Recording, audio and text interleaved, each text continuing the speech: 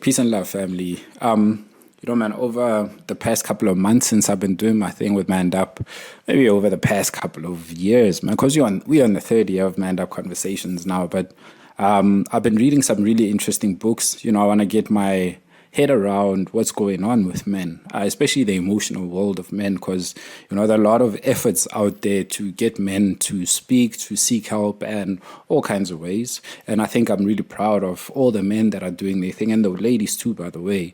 But I've also done my own explorations and read some books that might not be very mainstream or popular out there. But I found a book and some work by a man called Tom Golden. Now, Tom Golden has been doing a lot of good work, incredible work actually, around the world of men, right? He's written a book called The Way Men Heal. I think his second book is called Swallowed by a Snake, The Masculine Side of Grieving. So he explores very intricate topics around manhood. And one of the things as well that I did last week in preparation for a workshop that we've got going on the 24th of February is, I wrote about a friend of mine that I lost a couple of years ago. And because I was never really in a position to mourn my friend and grieve that whole process because I was so young, I didn't even know about grief by then. I wrote that, I wrote a song for him a couple of years ago. And I kept that sort of, sitting somewhere. I never shared it with anyone. But in reflecting about, the workshop that's coming up, what we're going to be talking about, what's happening for me, I then looked into grief. Interesting enough, I got on an email or WhatsApp the other day from an American man who I've had on the podcast as well, who said that, men are dealing with grief in the States. And it's a big thing because they don't know how to deal with this grief. So I thought to myself that, wow, if this is happening in SA and this is happening in the US, then I've got reason to believe that it's happening in various other areas. Maybe not globally. Maybe there are societies that know how to deal with their men and help their men process their grief. But I think when it comes to what I read in Tom Golden's work and what I heard from my brother David Miller about the situation going on with men's grief in the US, then we can believe that there is some kind of work that needs to be done around how we deal with grief, or maybe how we deal with emotions, right? So I'm going to be referring to Tom Golden's work, where Tom Golden wrote a piece or a part in his book where he talks about why and how men keep their emotional pain invisible. And it's very interesting, well, at least to me, but I really hope you can bear with me here. And if you find yourself, maybe you can relate to some of these things, then these are things that can help you reflect a bit differently on how you've been hiding your pain as a man, and also as a woman, how you've kind of not understood your man when he's gone through things where you kind of feel like he's not being open with you, right? So the four things I'm going to start with now is, the first one is a man's pain is taboo in our culture.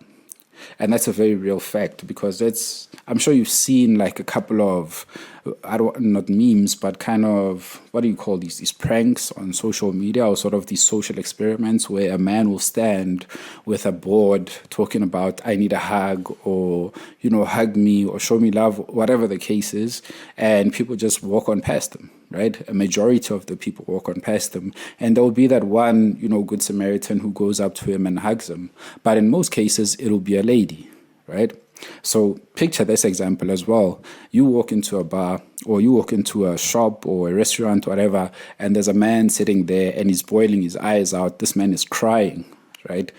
When I think about that situation myself, where I've seen men cry in public, most times I've said, but okay, what's up with this dude? Where are his friends, right? Why isn't he in a room somewhere hiding and dealing with whatever he needs to deal with, right? Could be, man, that man is really drunk, Jeez, like, are you that drunk, my dude, that you just like want to start crying everywhere, right? But it's really, let me walk up to the guy and go try to find out what's going on with him. Now, don't get me wrong here. These things change, right? So sometimes you might find people who are compassionate enough who go up to that man and want to know, my dude, what's going on? And more so with the guys that, the younger guys, guys who are doing work with men. I think I've seen a lot of change around this, but the dominant sort of approach to a man who's crying in public is to assume that there's something wrong with him, and we don't necessarily go up to him to offer him help. Instead, we might just keep that conversation, between ourselves and the people we're with, or within just myself, just asking and wondering, dude, what's going on there? And secondly, if a woman had to be crying in a public place, in a restaurant, in most cases, we would feel sorry for that woman, right? We would feel so much compassion for that woman, as far as we would actually walk up to that woman and say, hey, what's going on, man? Can I help you? Do you need help? What happened? What did he do? What did she do? Right? We want to understand what's going on there so we could maybe offer some help. And I'm not saying that we're doing this because we're assholes, we don't want to help men. But in some cases, you might find that we do want to help, but we don't know how to help men because we are not used to seeing men in pain. Right? So the second part of this is now where we go into the dominance hierarchy, right? We talk about men hide the emotional pain because of the dominance hierarchy. Now, when we talk about the dominance hierarchy is pretty much how society rewards men for certain actions, but then at the same time, it sort of talks down on men who don't live up to those standards. So a typical example there would be when a man is going through something, or you might hear this in work environments, right, where women would say, I prefer to work with men because when men have shit to deal with, they can actually put that stuff to the side and focus on what we need to do at work and get that done. And then they can deal with their stuff afterwards, right? But then when society then tells us that, hey, when you're going through stuff, it doesn't help for you to keep soldiering on. You have to process your emotions and work through them, right? So what does that say? It says to me that, okay, so he's saying to men that man up, do the work that you need to do, pull up your socks, make sure you deliver at work, make sure that you're the best salesman, make sure you're the best manager, the best CEO. But at the same time, we're saying to them that, hey, if you go in and check on your emotions and take days off for you to go, deal with your wife or deal with your children or deal with the loss of a friend or whatever it is, then man, what kind of man are you? You're not very resilient. We can't use you. We can't make you our manager. We can't make you our leader. We can't look up to you as that stoic man that we need to use as the ideal person in our organization, right? So can you see how we sort of are awarded or rewarded and also being sort of reduced to lesser men because of this very complicated dominance hierarchy, right? The third part that I want to get to is crying and emoting in public. Now, to cry and emote in public, we've seen it. Soccer players will win a tournament and they'll start crying. And I guess that's okay because it's, tears of joy, we're celebrating. But in some instances, we're like, yeah, I wish he didn't cry like that, especially when it's a loss, right?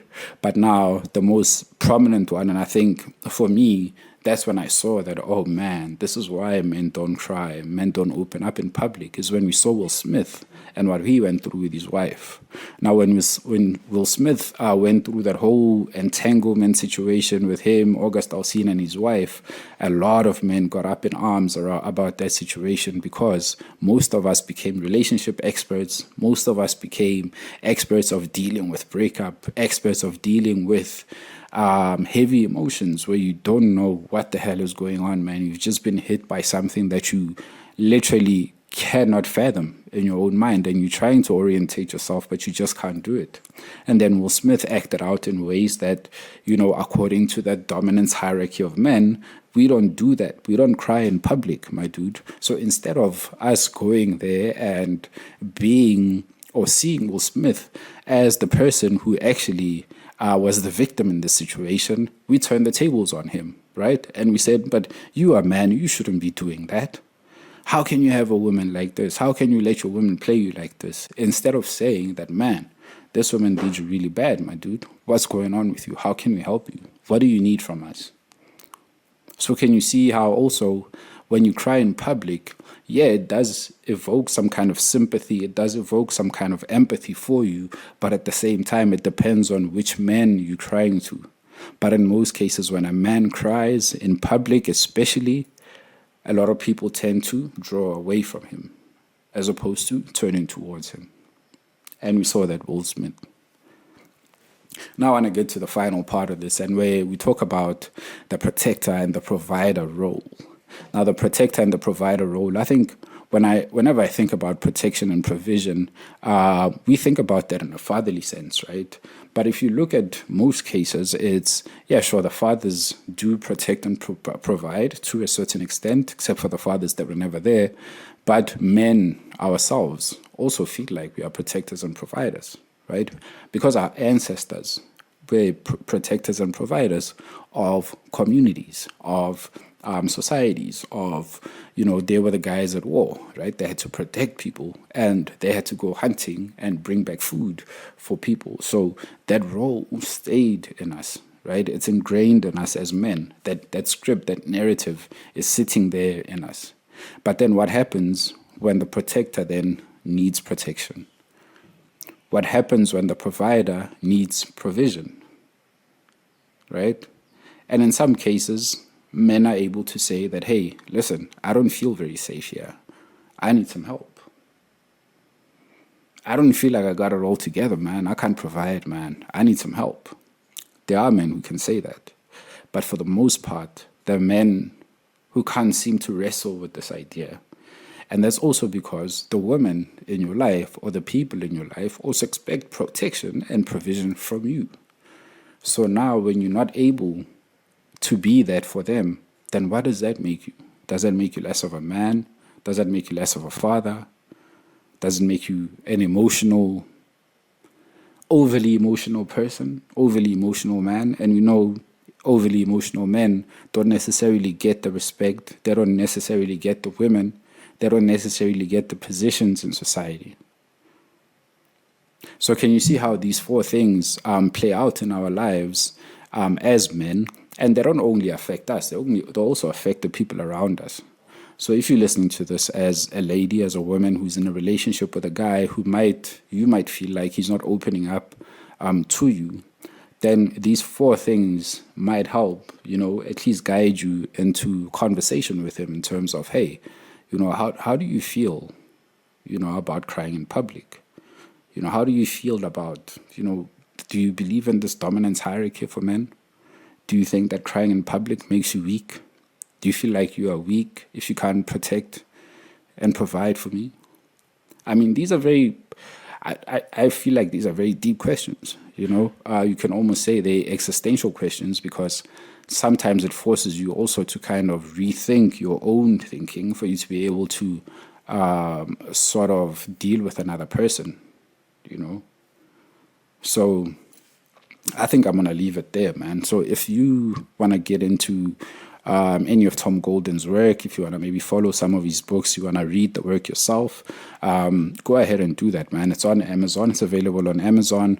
I'll put the link in the description of this video for you to check out, have a bit of fun with it, read, just check, what's possible for you.